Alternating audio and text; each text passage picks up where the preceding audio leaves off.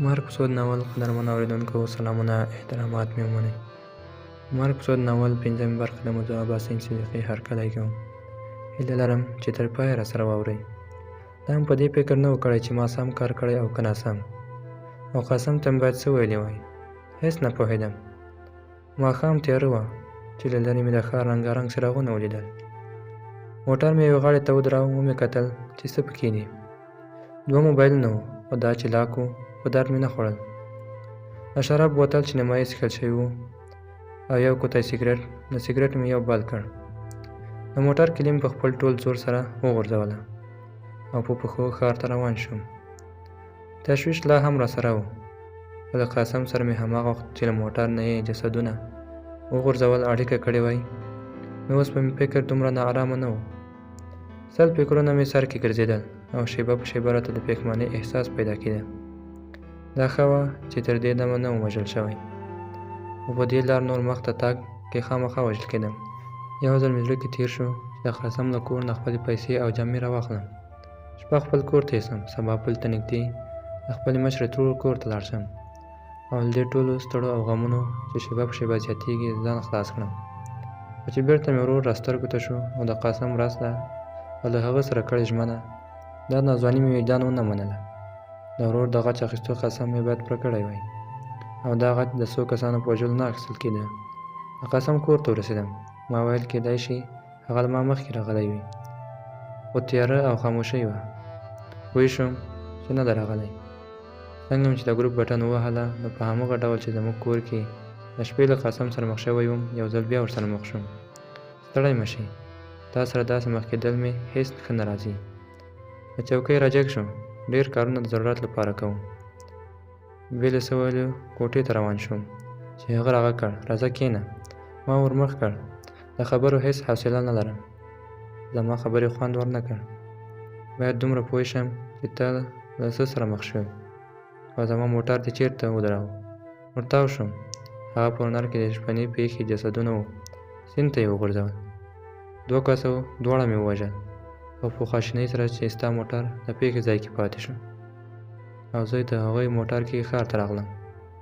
زما خبرو د قاسم رنګ بدل کړ. ښه شېبه غلی، بیا یې د لاسونو ګوتې یو بل کې وروستې. تا دومره هم نشوای کولی چې ما سره اړیکه ونیسې. ته پوهېږې چې هلته زما د موټر پرېښودل ما له کومو ستونزو سره مخ کوی شي. همدا چې ولیدل جسدونه یې سیند ته وغورځول، د هغوی څارنه به دې پرېښې وه. ما ځواب نه لره، غلی وم. هغه سګرټ بل کړ. موټر پسې به څوک ولېږم، خو بل ځل داسې بې مشورې کار ونه کړې. په زوره ځان مه وژنه. ډاډ مې ورکړ او بیا مې ترې پوښتنه وکړه چې تا څه وکړل. زه سرو چوک ته نږدې هغه په هنر پسې ورسېدم. د ترافیکي اشارې له سرې کېدو سره موټر یې ودرېدې. یو خړ پړ ماشوم موټر ته سپینې لوګۍ کول. زما موټر ته چې د هوټل له خاوند نه مې اخیستی و راغی. هغه ته مې شلګون ناستې کېښود او ترې ومې غوښتل د څو موټره مخکې د ولاړ پر نر په ټایر پنچر کړي. هغه د نر زوی هم یوه شېبه کې خپل کار وکړ او هماغسې لاړ. اشاره چې شنه شوه، د لږ تګ وروسته د سړک غاړې ته ودرېدم او انتظار شوم چې هغوی څه کوي. د سګرټ نه یو کش وکړ. پورنر زما له موټر نه لږ مخکې بریک واهه. ډرایور ترې راښکته شو، ټایر ته یې لغته ورکړه، چا ته یې زنګ واهه، بیا یې جایک راوویست او پنچر شوي ټایر ته کېناست. هغه شېبه چې ما غوښته رارسېدلې وه. له موټر راښکته شوم. هلته لنډ د سایکلو او ویلچرو دوکان و. ژر ورغلم. یو ویلچر کې چې د دوکان مخ ته ایښی و کېناستم. دوکاندار داسې ګمان وکړ چې غل یم. راپسې راووت، خو مخکې له دې نه چې شور جوړ کړي ما خپل کارت وروښود. ویلچر کې روان شوم. سګرټ یې سګرټدانۍ کې وپیچم او رسېدو سره مې ورته وویل کولی شم مرسته درسره وکړم. ټایر ته ناست کس چې جای کې برابره و په غوسه ښکته پورته راته وکتل. په خندا شو. ویل ته به څه مرسته وکړې؟ زه خپله لار دې وهم او بېرته په خپل کار لګیا شو. ما یوه شېبه کې په بېغږه وسله وویشت. موټر کې ناست کس لا هم نه و خبر چې څه شي. نو چې دروازه مې ورخلاصه کړه، نو هلته یو کس ناست و. سر ته یې کڅوړه وراغوستې او ولچاک شوی و. پوه شوم چې ځانمرګی دی، ځکه هماغسې کورتۍ اغوستې وه کومې نښې نښانې چې تا د ورور د کورتۍ ویلې وې. هغه فقط دومره راته وویل چې تازه راخلاص شوی بندي یم. د قاسم کیسې سخت حیران کړی وم. هغه دې څه کړ؟ ویې خندل. واسکټ مې ترې وویست او محبس ته مې ولېږه. دې خبرې سره ما چیغه کړه. محبس کې خو دې کار ته تیار شوی و، تا بیا ورولېږ؟ زنګون راته کېږم. یعنې ته وایې چې محبس کې یې خپل ژوند خرڅ کړی و؟ لږ شېبه غلی او فکر کې شوم. زه ځکه داسې وایم چې زما ورور هم محبس کې و او د ځانمرګي هم درته ویلي چې تازه له محبس نه راخلاص شوی یم. هلته خامخا کومه کیسه شته. تا باید بیرته محبس ته نه وای لېږلی. له لږې خاموشۍ وروسته یې وخندل. خو ما داسې محبس ته ولېږې چې بیرته راتګ یې ترېنه نشته. ډاډه شوم چې وژلی دی. هغه په قدم ایښودو شروع وکړه. بیا د چای له ترموز نه ځان ته پیاله ډکه کړه. ما ته هم ستا خبره سمه ښکاري. محبس کې خامخا کومه سوړه شته چې دا خلک ترې راوځي. ما د هغه سګرټ ډبي پسې لاس ور تېر کړ. باید دا سوړه ژر بنده شي. ډېره شېبه غلی او فکر کې ورک و. بیا یې رامخ کړ. د دې سوړې د بندولو یوه لار شته. ژر مې وویل کومه لار؟ ښه شېبه یې راته په ځیر ځیر کتل. ته باید محبس ته لاړ شې. زما سترګې وازې پاتې شوې. څه؟ زه محبس ته لاړ شم؟ ټوکې راسره کوې؟ جدي وایم بله لار نشته. که ته نه ځې نو زه به لاړ شم. چا چې دا تجارت روان کړی باید معلوم او ختم شي. او دا هم باید معلومه کړو چې بهر د هغوی شریکان څوک دي. زما په زړه بیا ویره راننوته. ټول وجود مې په لړزه شو. خو زه به په کوم جرم محبس ته ځم؟ یو عسکر چې قاسم ورته له ما سره په بیړه د تومانچې ویلي و، زه ونیولم او لاس تړلی حوزې ته ننویستم. امیر صاحب وزیر وکړ چې داسې توره یې کړې. د حوزې امیر له قده لنډ او غوښین و. ږیره یې خریله او برېت یې پرېښی و. ما ته یې چې راوکتل نو سترګو کې یې غوسه ښکاره شوه. ته خبر نه یې چې بې لیسانسه توپانچه ګرځول جرم دی؟ چې له چا سره ونیول شي 6 میاشتې بند به تېروي. ما سر ټیټ کړ چې ځان عاجز وښیم. هغه د زنې لاندې لاس راکېښود. ما ته وګوره. ورسره سترګو په سترګو شوم. ویل یې د چا د مرګ پسې روان وې که غلا پسې؟ خو ما هېڅ ځواب ورنه کړ. چوپتیا مې د هغه غوسه لا زیاته کړه. ته چې کوتک په زور حل ونه وای همداسې یې نه وای.